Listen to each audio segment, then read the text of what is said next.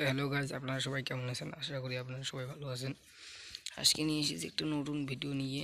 তো দেখতে পাচ্ছেন এটা স্বরাজ 855 নিউ মডেল। এটা কিন্তু আমাদের ট্রাক্টর। দেখুন 16/28 টায়ার, পাওয়ার স্টারিং সহ সাইড গিয়ার। দেখুন সাইড গিয়ার, এটা new model.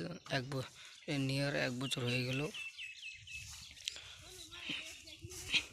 New model side gear, পাওয়ার স্টারিং দেখতে পাচ্ছেন 855।